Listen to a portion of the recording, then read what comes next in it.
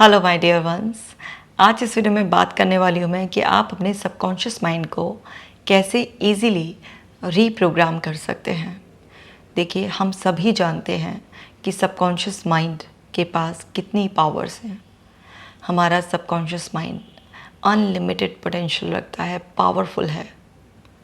जो भी हमें चाहिए अपने जीवन में, वो सब कुछ हम सबकॉन्शियस माइंड की पावर को यूज़ कर कर ही पा सकते हैं।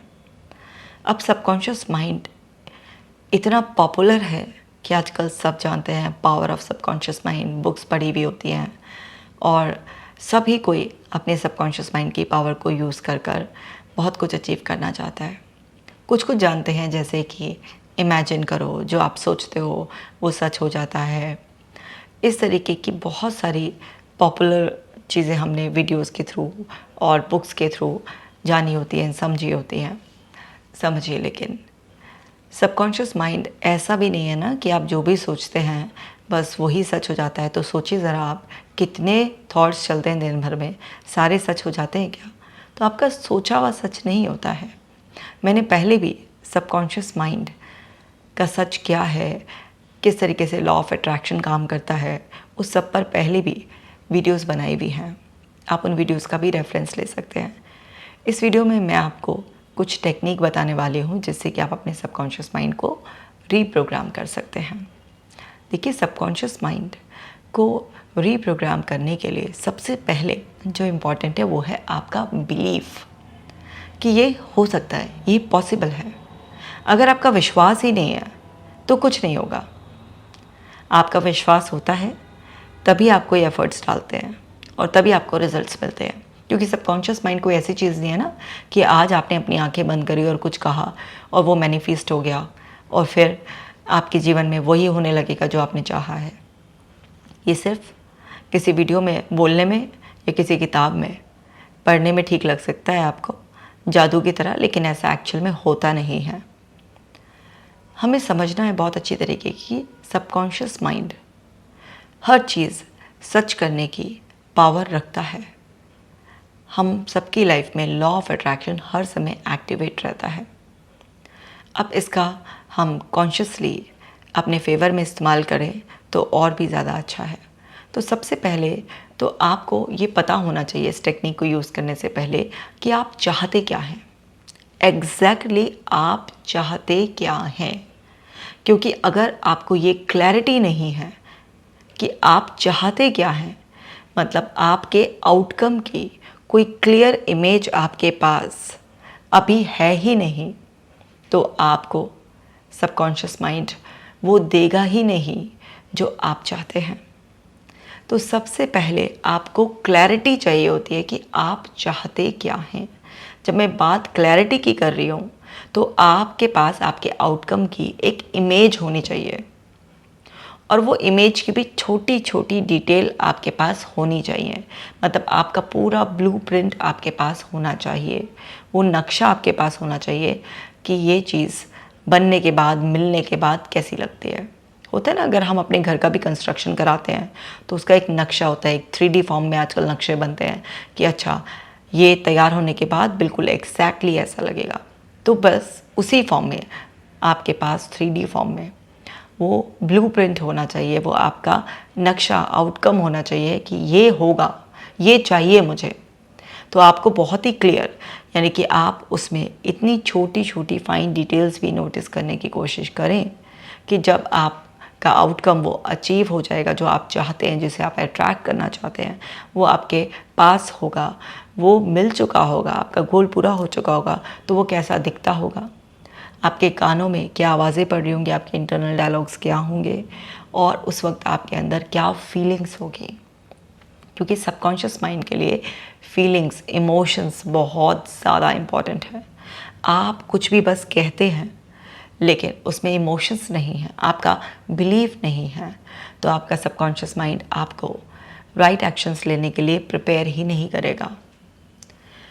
क्योंकि सबकॉन्शियस माइंड में कोई भी चीज़ डीप डाउन डालने के बाद आप नेचुरली मोटिवेटेड फील करेंगे और नेचुरली आप एक्शन लेंगे। नेचुरली मोटिवेटेड फील कर कर जब आप एक्शन लेंगे तो वो आपकी रियलिटी बन जाएगी।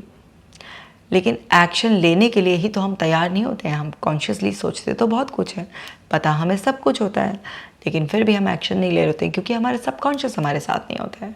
तो सबकॉन्शियस को साथ करने के लिए जो सबसे ईजी टेक्निक है वो है खुद को हिप्नोटाइज़ करना। अगर आप खुद को हिप्नोटाइज़ कर सकते हैं बहुत अच्छी बात है, नहीं तो आप किसी प्रोफेशनल की हेल्प भी ले सकते हैं। तो खुद को हिप्नोसिस स्टेट में ले जाकर जब कोई भी चीज़ बहुत क्लैरिटी के साथ बहुत डिटेल्स को नोटिस करते हुए आप विजुलाइज कर लेते हैं, उसे इमेजिन कर लेते हैं, फील कर रहे होते हैं उसे, वो क्लियर सारे साउंड आपके अंदर होते हैं, वो सारे क्लियर विजुअल्स आपके अंदर होते हैं, तो आपके सबकॉन्शियस माइंड को वो ऐसा लगता है कि वो चीज़ अभी घटित हो रही है, वो अभी उसी मोमेंट में है।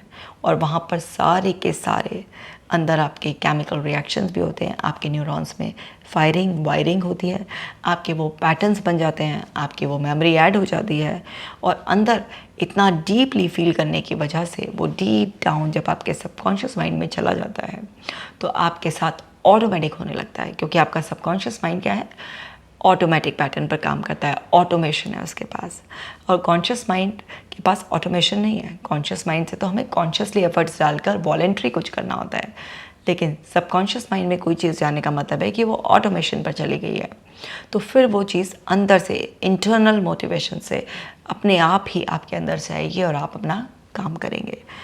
क्योंकि कोई भी चीज़ सबकॉन्शियस माइंड में जाए इसके लिए आपके जो क्लैरिटी है आपके पास वो होनी चाहिए और उसमें आपके इमोशंस ऐड होने चाहिए, वरना आपका सबकॉन्शियस माइंड उसे अपने अंदर जगह देगा ही नहीं।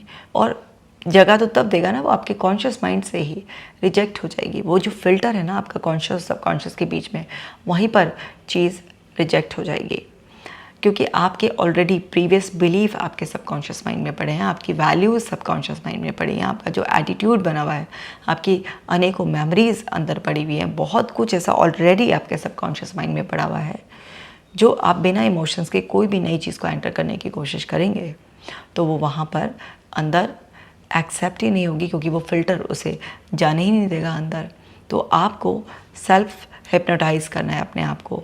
आप बहुत ही अनेकों तरीके से कर सकते हैं, जैसे मैंने पहले भी इस पर सेल्फ हिप्नोसिस पर वीडियो बनाया जिसमें बहुत सारी टेक्निक बताई हैं, उस वीडियो का भी आप रेफरेंस ले लेना।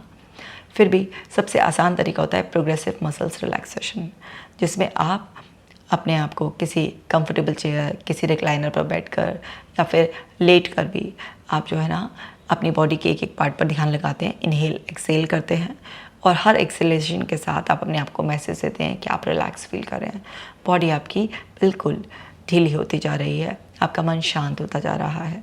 और इस तरीके से एक एक पार्ट पर ध्यान लगाकर इनहेल एक्सेल कर जब आप अपने आप को रिलैक्स कर लेते हैं, उसके बाद आपने वो जो ऑलरेडी प्रिपेयर कर रखा है उसे आपने अपने अंदर रिपीट करना है और उसे विजुलाइज करना है, पूरा इमेजिन करना है, एक एक बारीक डिटेल। मतलब वो जो आपको दिख रहा है विजुअल्स, वो किस कलर में दिख रहे हैं आपको, उसके एक कलर है, मल्टीपल कलर है, वो आपको कहाँ दिख रहे हैं, फ्रंट में दिख रहे हैं, आपको लेफ्ट में, राइट में दिख रहे हैं, पास से दिख रहे हैं, दूर से दिख रहे हैं, क्लियर दिख रहे हैं, थोड़े ब्लर से दिख रहे हैं, आप अकेले हैं और कौन है उसमें। मतलब बहुत छोटी छोटी सी डिटेल्स, इतना भी कि अगर आप वहाँ पर दिख रहे हैं तो आपने क्या पहन रखा है, आपके चेहरे के एक्सप्रेशन क्या हैं, वो जगह कौन सी है वहाँ पर, और कौन कौन है, आसपास की क्या क्या साउंड्स हैं वहाँ पर, वो साउंड कैसी है, बहुत फास्ट है, मीडियम है, स्लो है, कोई बोल रहा है ना तो वो जल्दी बोल रहा है, धीरे बोल रहा है, कैसे बोल रहा है, ऊंची आवाज़ में, कम, मतलब बिल्कुल पूरा उसकी आपको हर चीज़, साउंड क्वालिटी भी की भी पूरी डिटेल। और ऐसे ही फीलिंग कि आप जो फील कर रहे हैं उस टाइम पर, जैसे कि आपने ऑलरेडी जो आप चाह रहे थे, जो आपने अपने दिमाग में, क्योंकि आउटकम की वो कर रहे हैं ना, तो अचीव कर लिया जब आपने उसे, कि आप वैसे बन गए, आपको वो मिल गया जो भी आप ज़िंदगी में चाह रहे थे, तो आप कैसा फील कर रहे हो, उस फीलिंग की बॉडी में क्या लोकेशन है, आपके हिसाब से उस फीलिंग का क्या नाम है, वो जो फीलिंग है वो एक ही जगह है या मूव कर रही है, बॉडी का टेम्परेचर कैसा है, आसपास में जो सराउंडिंग है उसका टेम्परेचर कैसा है, वहाँ पे कोई स्मेल है क्या, हर चीज़, मतलब छोटी से छोटी चीज़ भी जितना ज़्यादा डिटेल नोटिस करते हैं उतना ज़्यादा आपके सबकॉन्शियस माइंड को वो रियल लगता है। और जितना ज़्यादा उसे रियल लगेगा उतना जल्दी वहाँ पर अंदर वो डीपली चला जाएगा। और वो फिल्टर वहाँ पर आप कहते हैं ना वो क्रिटिकल लेयर को बाईपास कर देंगे। तो ये बहुत ही इंपॉर्टेंट होता है किस तरीके से आपने अपने आप को हिप्नोटाइज़ किया और आपने मेंटल रिहर्सल करी इस तरीके से। मेंटल आप किसी भी चीज़ में कर सकते हैं। आपको कोई फियर है, आप चाहते हैं उसका आउटकम ये हो कि आप उस फियर से ओवरकम कर जाएं, तो आप उसके लिए भी कर सकते हैं। कोई भी आप जॉब में इंटरव्यू की रिहर्सल के लिए कर सकते हैं, अपने रिलेशनशिप को ठीक करने के लिए कर सकते हैं, अपनी हेल्थ को सुधारने के लिए, कुछ भी आप मनी को अपनी तरफ अट्रैक्ट करना चाहते हैं, आप कुछ भी, आप रिस्पेक्ट चाहते हैं लोगों से, आप कोई अच्छा पार्टनर चाहते हैं आपकी लाइफ में आए, किसी भी चीज़ के लिए आप अपने माइंड को इस तरीके से सेट कर सकते हैं। लेकिन इसका मतलब ये मत समझ लीजिएगा कि आप इससे किसी भी पर्सन को, ऐसा है कि आप किसी भी पर्सन को चाहेंगे कि वो आपकी तरफ खींचा चला जाए, ऐसा नहीं। ये जो सारी की सारी प्रैक्टिसेस हैं ये आप तक लिमिटेड हैं। ये किसी दूसरे पर ऐसा नहीं है कि आप किसी को काबू में कर लेंगे या वश में कर लेंगे। ये सब बेवकूफ़ी की बातें होती हैं जो कहीं बताई जाती हैं इस तरीके से, ऐसा नहीं होता। ये आपके अंदर, आपके सिस्टम पर वर्क करता है। आपका खुद का बिहेवियर ऐसा हो जाएगा, आपका खुद का एटीट्यूड ऐसा हो जाएगा कि आप लोगों के साथ नाइसली, जेन्युइनली जो है ना बात करेंगे। तो आपका रिश्ता अगर ख़राब है तो ये आपके पार्टनर को चेंज नहीं करेगा, ये आपको चेंज करेगा। और क्योंकि आप चेंज हो जाएंगे तो वो चेंज आपके पार्टनर को चेंज करेगा। इसी तरीके से मान लीजिए कोई राइट पार्टनर ढूंढ रहा है तो ये आपका माइंडसेट ऐसा कर देगा कि जब आप कहीं किसी से मिलेंगे तो जो चीज़, जिस पर्सन को आप पहले पहचान नहीं पा रहे थे, अब आप उसे पहचान पाएंगे। जो चीज़ें आपको दिख नहीं रही थी पहले, अब वो दिखना शुरू हो जाएंगी। लेकिन ऐसा नहीं है कि वो चीज़ अट्रैक्ट होती चली जाएगी, वो पर्सन अट्रैक्ट होता चला जाएगा, नहीं। आपके अंदर वो सारे चेंजेस आ जाएंगे जिससे कि आप कैपेबल हो जाएंगे किसी चीज़ को सर्च करने में, ढूंढ करने में, एक्सेप्ट करने में, चेंज होने में। सो इस तरीके से जब आप ऐसे प्रैक्टिस करते हैं तो ये 2-4 दिन में काम नहीं करता। आप इसको 90 डेज़ तक लगातार प्रैक्टिस करते रहें। अपने अंदर को, सिस्टम को इस तरीके से पूरा सेट करें कि वो रीसेट हो जाए। सेट आपको क्या करना है, पूरा क्लियर वो करना है, और फिर जब आप उसे लगातार रिपीट करेंगे तो वो रीसेट हो जाएगा। हमारा सबकॉन्शियस माइंड रिपीटेशन से, कोई भी चीज़ अगर कॉन्शियस एफर्ट से बार बार रिपीट होती है तो वो जो क्रिटिकल लेयर होती है कॉन्शियस सबकॉन्शियस के बीच में, वो उसे अंदर अलाउ कर देती है कि बार बार कॉन्शियस माइंड से ये चीज़ आ रही है, रिपीट हो रही है, तो ये कुछ इंपॉर्टेंट है और अंदर जाना है। तो क्योंकि सबकॉन्शियस माइंड आपके स्टोर हाउस की तरह है, एक पावर हाउस है पूरा, तो वहाँ पर अंदर जो चीज़ें जाती हैं उसके लिए हमारा जो वॉचमैन है ना, वो बहुत ज़्यादा स्ट्रिक्ट है। यानी कि हमारा कॉन्शियस माइंड ऐसे ही कोई चीज़ अलाउ नहीं करेगा। फिर ऊपर से वो जो क्रिटिकल लेयर है वो ऐसे ही किसी को अलाउ नहीं करेगी कोई भी चीज़ अंदर जाने के लिए। तो बड़ी डबल प्रोटेक्शन है। तो हमें केयरफुली जो हम चाहते हैं उसे रिपीट करना होता है। लेकिन क्यों ये लोगों के लिए, मतलब कुछ लोग ऐसे होते हैं जिनके लिए काम नहीं करता, और वहीं कुछ लोग इस सब प्रैक्टिस के ज़रिए बहुत कुछ अचीव कर जाते हैं। क्या फ़र्क होता है?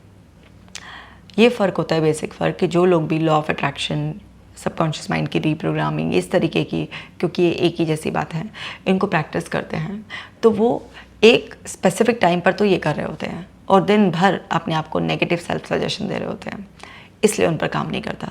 या फिर वो जादू की तरह कुछ कल्पना करते हैं कि 2 दिन में, 4 दिन में हो जाए और फिर उसके बाद छोड़ देते हैं, डिक्लेयर कर देते हैं कि ये यूज़लेस है, ये काम नहीं करता है।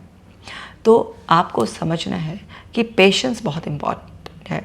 मतलब जितना आप पेशेंस से काम लेंगे उतना ज़्यादा ये इफेक्टिवली आपके लिए काम करेगा। जितना आप इसे सही तरीके से अप्लाई करेंगे उतना ज़्यादा काम करेगा।